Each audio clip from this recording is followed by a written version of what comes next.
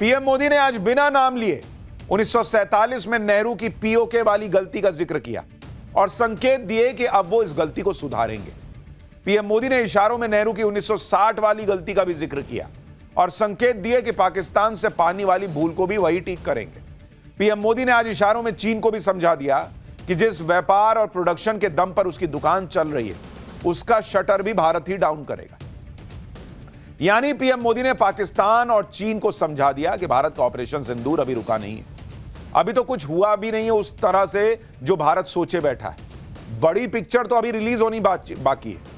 PM Modi ने आज चीन और पाकिस्तान के साथ साथ कांग्रेस की भी क्लास लगाई। सेना से सबूत मांगने वालों को आज पीएम मोदी ने पानी कर दिया।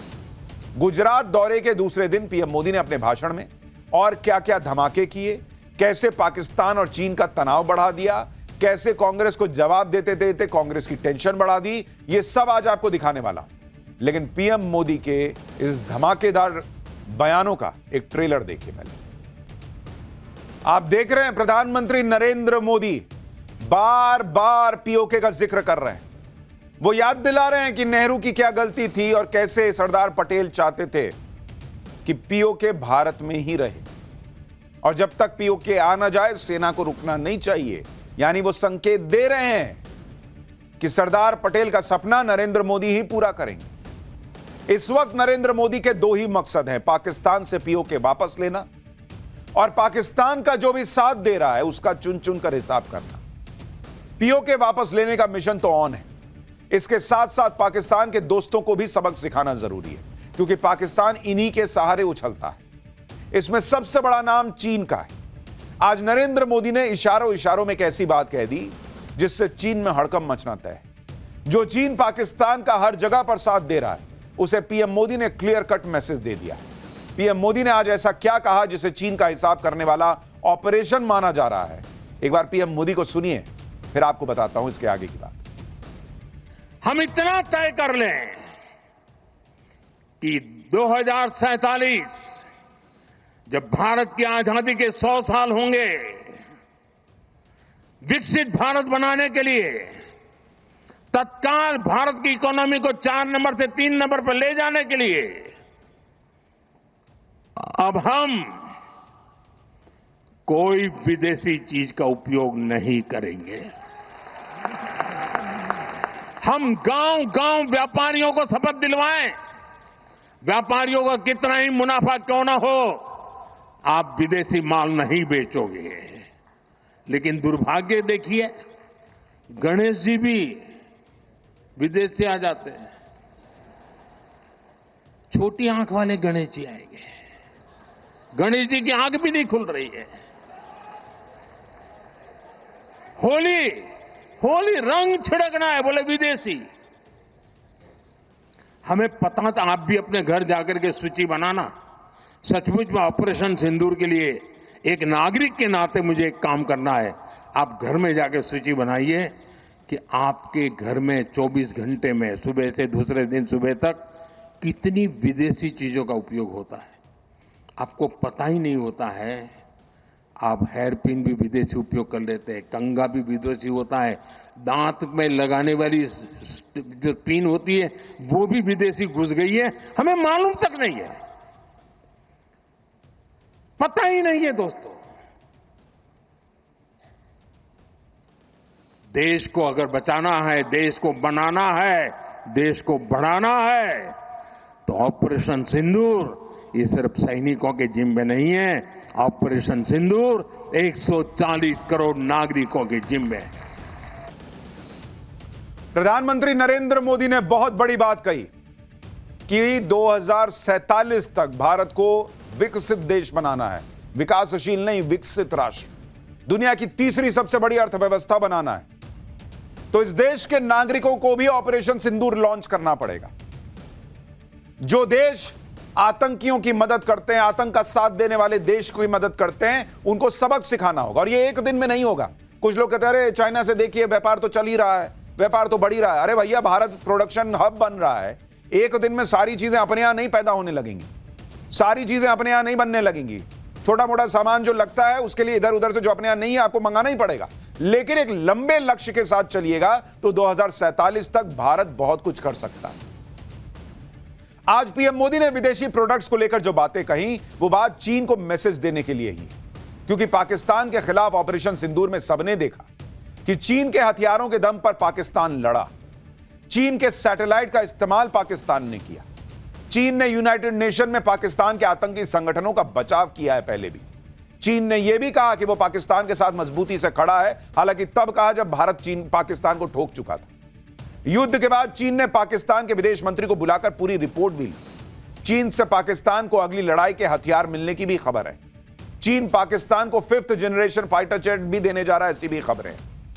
यानी चीन भारत से डायरेक्ट नहीं भिड़ना चाहता, लेकिन उसने अपना शू करके टॉमी आगे बढ़ा दिया है कि पाकिस्तान तुम जाओ, तुम काटो भारत। पाकिस्तान को प्रॉक्सी बनाकर वो भारत से लड़ रहा है। लेकिन आज प्रधानमंत्री मोदी ने सीधा इशारा कर दिया कि पर्दे के पीछे का यह खेल नहीं चलेगा और जो भी पाकिस्तान और वहां के आतंकियों की मदद कर रहा है उसको भुगतना होगा। चीन को सबक सिखाने का काम एक दिन में संभव नहीं है, लेकिन अगर 140 करोड़ देशवासी चालें तो चीन के खिलाफ भी एक इनडायरेक्ट ऑपरेशन सिंदूर चल सकता है। प्रधानमंत्री नरेंद्र मोदी ने अब वहां चोट करने की बात कही है जहां चीन को दर्द होगा। और ऐसा नहीं कि पहले हमने नहीं किया है, हमने किया है। अब उसी चीज को और इंटेंसिफाई करना है। चीन की इकोनॉमी, उसके प्रोडक्ट्स को टारगेट करना है। पीएम मोदी की यह बात 100% सही है कि बीच बीच में हम एक्टिव हो जाते हैं कि विदेशी सामान नहीं खरीदेंगे, देसी सामान खरीदेंगे, लेकिन फिर सुस्त पड़ जाते हैं। पिछले कुछ सालों से यही हो रहा है। जो विदेशी सामान एक समय पर हमने बिल्कुल बॉयकॉट कर दिया था, वो लोग फिर से खरीदने लगे। नरेंद्र मोदी जो विदेशी प्रोडक्ट की लिस्ट बनाने की बात कह रहे हैं, उनमें से कौन कौन सा विदेशी सामान आपके घर में है और किसका आप बहुत आसानी से बॉयकॉट कर सकते हैं, आज उस लिस्ट के बारे में मैं आपको बताता हूं। आपको भी ध्यान होना चाहिए कि अगर आप ऑपरेशन सिंदूर का हिस्सा बनना चाहते हैं, और इनमें से कोई ऐसी चीज नहीं है जो आप बॉयकॉट नहीं कर सकते। चीन का सामान जो आप यूज कर रहे हैं उसमें क्या क्या शामिल है, अगर आप देखेंगे, सबसे पहला स्मार्टफोन, जो आज की डेट में बहुत सारे लोगों के हाथ में चीन का स्मार्टफोन है। और अगर आप स्मार्टफोन को देखें तो कौन सी टॉप विदेशी कंपनियों के फोन भारत में बिक रहे हैं, मैं आपको उनके बारे में बताता हूं। वो आप चेक कर लीजिए, जिनको आप बॉयकॉट कर सकते हैं। उनके नाम है MI, ये चीन की कंपनी। रेडमी का फोन, आप चीन की कंपनी का फोन यूज कर रहे हैं। ओप्पो, वीवो, रियलमी, ये सारे फोन आपको सस्ते में मिल जाते हैं। आप कहते हैं अरे वाह बहुत बढ़िया सस्ता फोन मिल गया, लेकिन ये सारे फोन चाइना के प्रोडक्ट हैं। अगर आप ये फोन भी छोड़ दें इस्तेमाल करना और कोई भारतीय फोन या कोई और दुनिया के दूसरे हिस्से का बना हुआ फोन इस्तेमाल करना शुरू कर दें, तो चीन को आप जो है वो सीधे सीधे बड़ा झटका दे देंगे। MI, Redmi, Oppo, Vivo, Realme. इतना ही नहीं, इसके अलावा आप देखिए, जब आप फोन यूज करते हैं उसमें आप टेम्पर्ड ग्लास लगाते हैं। टेम्पर्ड ग्लास कि फोन मेरा टूटे नहीं, उसका कवर ठीक रहे। टेम्पर्ड ग्लास में कौन कौन सी कंपनियां हैं? एक है स्पिजन, ये भी चाइना की कंपनी, और एक है बेसस, ये भी चाइना की कंपनी है। तो अगली बार टेम्पर्ड ग्लास लगवाने जाइए और कोई दिखाए तो बोलिए कि कंपनी बताओ कौन सी है, और अगर कंपनी स्पाइजन और बेसस दिख रही है तो बोलिए ये नहीं चाहिए भैया, दूसरा दे दो। तीसरा प्रोडक्ट जो आप यूज करते हैं, आपके घर में होगा, और वो बहुत संभव है कि वो चाइना में बना हुआ हो, चाइना की कंपनी का हो, और वो है स्मार्ट टीवी जो हम इस्तेमाल करते हैं। स्मार्ट टीवी में कौन कौन से कंपनियां हैं? ये MI, ये भी चीन की स्मार्ट टीवी बनाने वाली कंपनी। रियलमी, एक है TCL, ये भी आजकल बहुत सस्ती टीवी LED स्क्रीन बेच रही है, लोग कहते हैं TCL का ले लेते हैं। MI, रियलमी, TCL, इसको मारिए कोहनी, बोली बक नहीं चाहिए तुम्हारा टीवी। तो ये भी आप करके चीन को जो है वो नुकसान पहुंचा सकते हैं, चीन को सबक सिखा सकते हैं। चौथा जो आप सामान बहुत सारे लोग यूज करते हैं, लैपटॉप। आजकल हर किसी के पास लैपटॉप रहता है, लेकिन क्या आपको पता है कि आपके पास जो लैपटॉप है वो चाइना का बना हुआ है या नहीं? मैं आपको कंपनियां बताता हूं जिनको आपको छोड़ना है। एक है OnePlus, इसका लैपटॉप बहुत लोग यूज करते हैं, ये चाइना की बनी हुई, चाइना की कंपनी। लेनोवो, ये भी चाइनीज माल है। हुआवेई, ये भी चाइनीज है। और एक है हेयर, ये भी चाइनीज माल है। तो लैपटॉप खरीद रहे हैं तो ये 4 कंपनियां हो सके तो अवॉइड कीजिए। छोटी छोटी चीजें हैं जो आप और हम रोज खरीद रहे हैं, रोजमर्रा की जिंदगी में इस्तेमाल कर रहे हैं। हमारे घर में भी है कि एक लैपटॉप तो लगभग आजकल सबके पास होता है, एक स्मार्टफोन तो आजकल सबके पास होता है।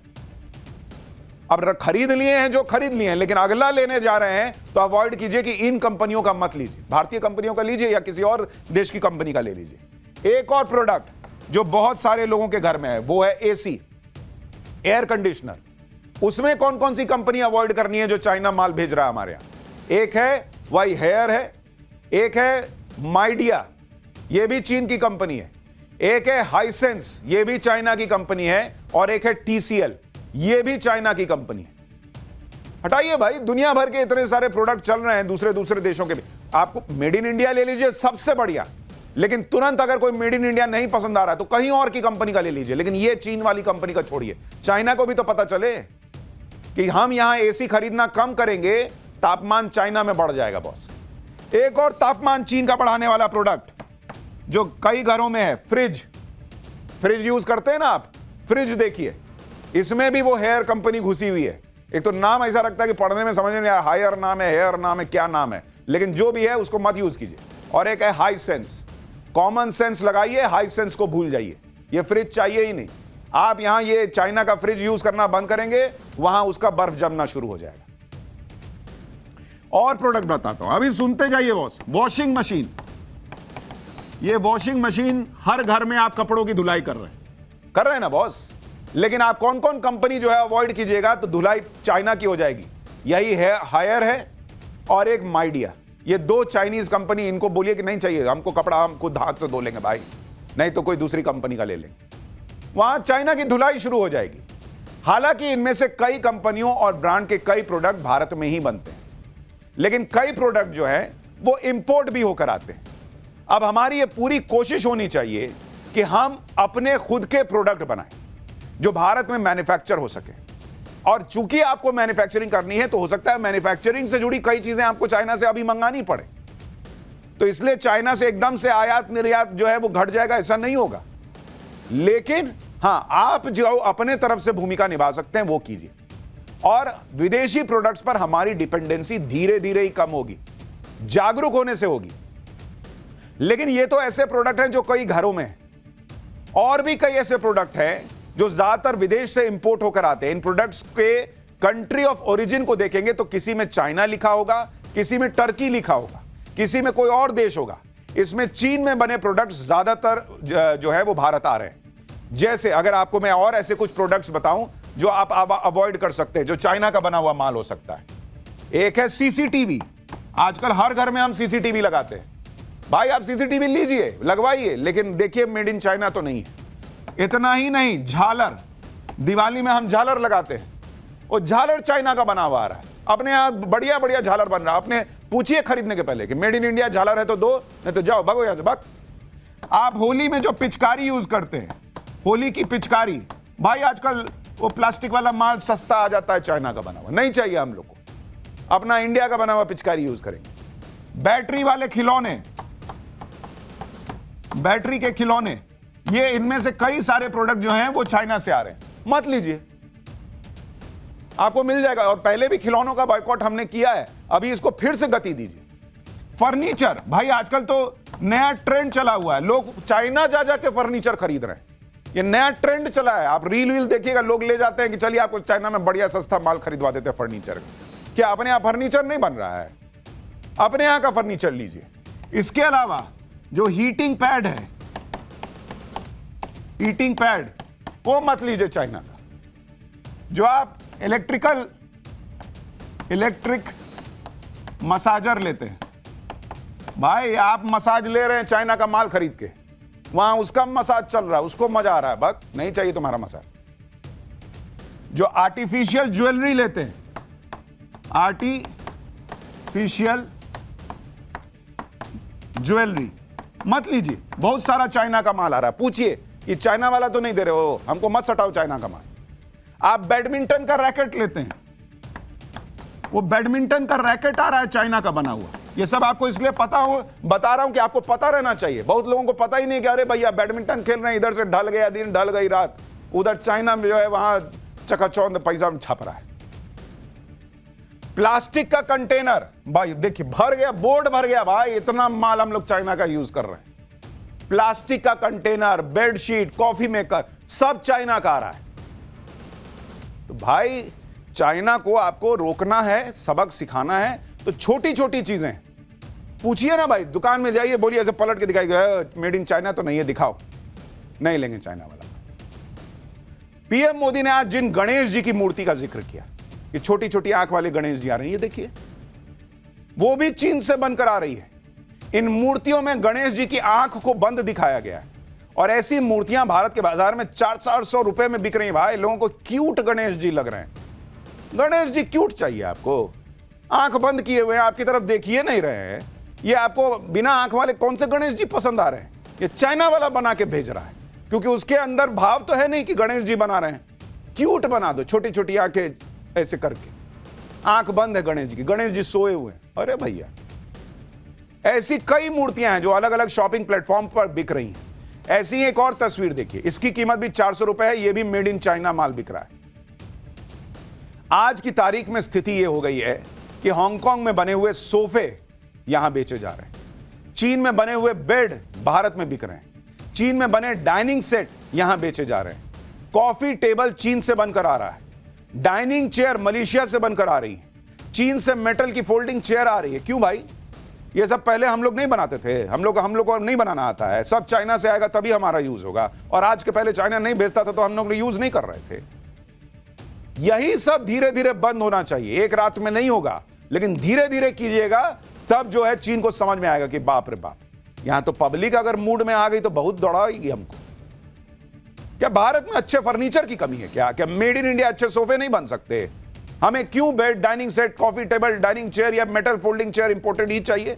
उसके पहले हमसे सोफा पे बैठा नहीं जा रहा था, अब कील गड़ रही है नीचे से, अगर चाइना का माल नहीं होगा तो। अगर ये सब होना बंद होना शुरू होगा तो हमारे दुश्मनों को और गहरी चोट लगेगी, और अपने यहां का बिजनेस है उसको बूस्ट मिलेगा।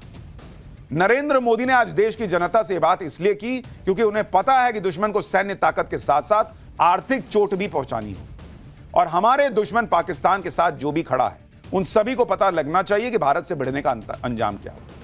क्योंकि पाकिस्तान तो हाथ पैर मार रहा है कि जैसे तैसे उसे अपने 2-4 दोस्तों से पैसा मिल जाए, हथियार मिल जाए। चीन, तुर्की, अजरबैजान, ये 2-3 देश हैं जो पाकिस्तान का सहारा बने हुए हैं, और इसलिए देखिए कि पाकिस्तान इन देशों के सामने बिछा जा रहा है। शहबाज शरीफ 25 से 30 मई तक 4 देशों की यात्रा पर है, उसके साथ वो असीम मुनीर भी जा रहा है। तुर्की का दौरा करने के बाद शहबाज शरीफ और मुनीर ईरान पहुंच गए, ईरान के बाद शहबाज शरीफ अजरबैजान पहुंच गए। यहां पर पाकिस्तान, तुर्की और अजरबैजान का ट्राइलेटरल समिट होना है। पाकिस्तान कितना भी चीन, तुर्की, अजरबैजान के साथ मिलकर खुद को बचाने की कोशिश करे, यह सारी कोशिश नरेंद्र मोदी के इस नए भारत के सामने बेकार है। यह भी देखिए कि जैसे पाकिस्तान के हर हथकंडे फेल हुए, वैसे ही उनकी डिप्लोमेसी भी फेल हो गई। ईरान पहुंचते ही शहबाज शरीफ का सारा भ्रम टूट गया। भारत के खिलाफ ईरान ने पाकिस्तान को कोई भाव नहीं दिया, उल्टे ईरान में शहबाज शरीफ की हालत खराब हो गई। खबर है कि ईरान के सुप्रीम लीडर खमेनी से मुलाकात में शहबाज शरीफ की जमकर क्लास लगी है। गाजा संकट पर पाकिस्तान के स्टैंड से खमेनी नाराज थे। खमेनी ने कहा है कि यूरोप के देश इजरायल का विरोध कर रहे हैं, लेकिन पाकिस्तान गाजा पर साइलेंट क्यों है? भारत के साथ संघर्ष पर भी शहबाज को ईरान से सपोर्ट नहीं मिला। खमेनी ने भारत पाकिस्तान संघर्ष पर बेहद नापतौल के बात की। खमेनी ने कहा कि उम्मीद है कि दोनों देश मतभेद सुलझा लेंगे। यानी ना शहबाज शरीफ का इस्लाम वाला कार्ड चल रहा है, ना उसका रोना धोना काम आ रहा है। ईरान की तरह ही बाकी मुस्लिम देश भी पाकिस्तान को भाव नहीं दे रहे, जबकि पाकिस्तान हमेशा इस मुगालते में रहता है कि मुस्लिम देशों में इकलौती न्यूक्लियर पावर होने की वजह से मुस्लिम देशों में उसका दबदबा बना रहेगा।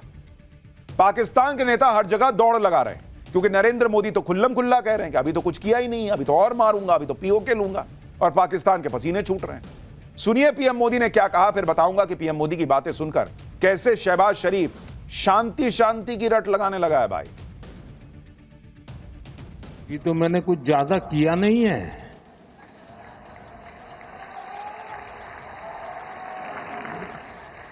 अभी तो हमने कहा है कि हमने इसको एबेंस में रखा है, वहां पसीना छूट रहा है, और हमने डैम थोड़े खोल करके सफाई शुरू की।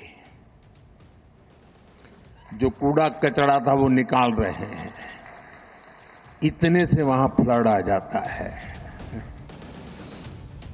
प्रधानमंत्री मोदी के इरादे तो यही बता रहे हैं कि ना पाकिस्तान पीओके बचा पाएगा ना पानी।